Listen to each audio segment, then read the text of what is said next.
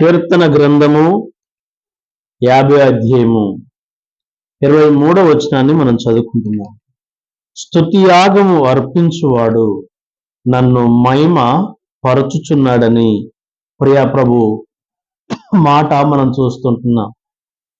ఎందుకు ప్రభును మనము మహిమపరచాలి, ఎందుకు ఆయనను గణపరచాలి అని చూసినట్లయితే మరి కొన్ని విషయాలు మనం గమనిద్దాం. చూడండి, ప్రకటన గ్రంథము 4వ అధ్యాయము 8, 9 వచనాల్లో చూసినట్లయితే ఆయన పరిశుద్ధుడు గనక ఆయనను మనం స్తుతించవలసిన అవసరత, ఆయనను మహిమపరచవలసిన అవసరత ఉంది. నేను పరిశుద్ధుడను గనక మీరును పరిశుద్ధులై ఉండుడని ప్రియ ప్రభు మాట కూడా మనం చూస్తుంటున్నాం లేవి 19:2లో. కనుక ప్రభు పరిశుద్ధుడు గనక ఆయనను మనము మహిమ పరచవలసిన అవసరత ఉంది. రెండవదిగా మనం చూస్తున్నాం, అదే ప్రకటన గ్రంథం 4వ అధ్యాయము 10, 11 వచనాల్లో మనం చూసినట్లయితే ఆయన సమస్తము సృజించినవాడు, సమస్తమును సృజించినవాడు, తన వాక్కు చేత, తన మాట చేత సమస్తము కలుగునుగా కంటే కలిగింది. సమస్తమును సృజించిన ప్రభు కనుక అతన్ని మనము స్తుతించవలసిన అవసరత ఉంది. మూడవదిగా మనము గమనించినట్లయితే ప్రియా ప్రభు మనలను ప్రేమించిన ప్రభుగా మనం చూస్తున్నాం. ప్రకటన 1:6 వచనంలో మనం చూస్తున్నాం, మనలను ఆయన ప్రేమించిన ప్రభుగా మనం చూస్తున్నాం.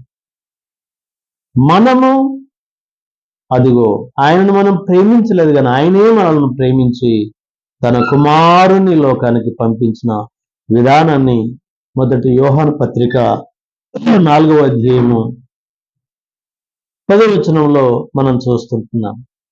కనుక ప్రియా ప్రభు ఆయనను మనం స్తుతించాలి, మహిమపరచాలి. ఎందుకంటే ఆయన పరిశుద్ధుడు గనక మనం స్తుతించవలసిన అవసరత ఉంది, మహిమపరచాలి.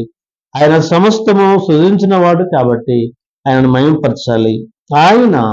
మనము ఆయనను ప్రేమించకపోయినా ఆయన మనలను ప్రేమించాడు కనుక అతన్ని మనము మహిమ పరచాలి. నాలుగవదిగా గమనించినట్లయితే అదే మరి ప్రకటన గ్రంథం 1:6 వచనంలో చూసినట్లయితే తన రక్తము ద్వారా మన పాపము నుంచి మనను విడిపించాడు కాబట్టి నిర్దోషిగా ఆయన మనల్ని చేశాడు. ఆయన రక్తము ద్వారా మన పాపము నుంచి మనల్ని విడిపించాడు కాబట్టి ఆయన మహిమ పరచవలసిన అవసరం ఉందని నాలుగవదిగా మనం చూస్తున్నాం. ఐదవదిగా గమనించినట్లయితే దేవాదేవుని రాజ్యమునకు మనలను వారసులుగా చేశాడు, ఒక్కుదలుగా చేశాడు కాబట్టి ఆయనను మహిమ పరచవలసిన అవసరత ఉందని అదే ప్రకటన 1:6లో మనం చూస్తున్నాం. కనుక ఆయన పరిశుద్ధుడు గనక ఆయన స్తుతించాలి. ఆయన సమస్తము సృజించిన వాడు కాబట్టి స్తుతించాలి. మనల్ని ప్రేమించాడు కాబట్టి అతన్ని స్తుతించాలి, మహిమపరచాలి. ఆయన రక్తము ద్వారా మన పాపం నుంచి విడిపింప చేశాడు కాబట్టి ఆయనను మహిమపరచాలి. దేవునికి ఆయన రాజ్యముకు మనలను రాజ్యముగా చేస్తున్నాడు కాబట్టి మనం స్తుతించాలి. మాత్రమే కాకుండా మనము అడుగు వాటి కంటేను, ఊహించు వాటి కంటేను అత్యధికంగా చేయగల దేవుడు కాబట్టి ఆయనను మహిమ పరచవలసిన అవసరం ఉందని ఎఫెసీ 3వ అధ్యాయము 20-21 వచనాల్లో ఆ మాట మనం చూస్తుంటున్నాం. ఏడవదిగా మనం గమనించినట్లయితే ప్రభు రాకడ వరకు మనలను ఆయన నిర్దోషులుగా నిలబెట్టుట కొరకు ప్రతి అపాయం నుంచి, కీడు నుంచి తప్పించి తన ఆ రాకడలో ఆయన సన్నిధిలో నిలుచున్నట్లు మనలా కాపాడుటకు శక్తి కలిగిన ప్రభు కాబట్టి ఆయనను మహిమ పరచవలసిన అవసరత ఉందని లేఖన భాగంలో మనం చూస్తాం. తన మహిమ కొరకే మరి మనల్ని సృజించుకున్నవాడు అనే సంగతులు యెషయా గ్రంథము 43 7వ వచనంలో కూడా మనం చూస్తున్నాం. కనుక మనం ప్రభును స్తుతించాలి, ప్రభును ఘనపరచాలి. ఇదిగో నేను ఈ దినమున సజీవుడనై ఉన్నాను కాబట్టి, సజీవులు సజీవులే కదా నిన్ను స్తుతిస్తారు, అయితే నేను సజీవుడనై ఉన్నాను కాబట్టి నిన్ను స్తుతిస్తున్నానని మరి హిజ్కియా పలుకుతున్న మాటలు యెషయా గ్రంథం 38వ అధ్యాయం 19లో ఆ మాట మనం చూస్తున్నాం. కాబట్టి వాక్యం వింటున్న నా సహోదరి సహోదరుడు, దేవుని మహిమపరచుట మనకు దీవెన, ఆశీర్వాదం, ప్రభుకేమో మహిమ. ఆయన సన్నిధిలో ఒక దినము గడుపుట 1000 దినముల కంటే శ్రేష్టమని కీర్తన 84:10లో మనం చూస్తున్నాం. కాబట్టి ప్రభు సన్నిధిలో గడుపుదాం, ఆయనను మహిమపరుద్దాం, ఆయన ఇచ్చే బ్లెస్సింగ్ను పొందుతుంది. ఆయన పరిశుద్ధుడు గనుక ఆయనను మహిమపరచాలి. ఆయన సమస్తము సృజించినవాడు కాబట్టి ఆయనను మహిమపరచాలి. ఆయన మనల్ని ప్రేమించాడు, మనం ఆయనను ప్రేమించకపోయినా ఆయనే మనల్ని ప్రేమించాడు కాబట్టి మనం ఆయనను మహిమపరచాలి. మాత్రమే కాకుండా మన కొరకు తన అమూల్యమైన రక్తధారను కలవగిరిలో చిందించి మన కొరకు ప్రాణం పెట్టి అదిగో మన కొరకు తిరిగి లేచిన ప్రభు కాబట్టి ఆయన మనం స్తుతించాలి, మహిమపరచాలి. లేఖనముల ప్రకారంగా ఆయన మన కొరకు చనిపోయినాడు, లేఖనముల ప్రకారమే మన కొరకు ఆయన తిరిగి లేపబడ్డాడని 1 కొరింథీయులు 15:3-4 వచనాల్లో ఆ మాటలు మనం చూస్తున్నాం.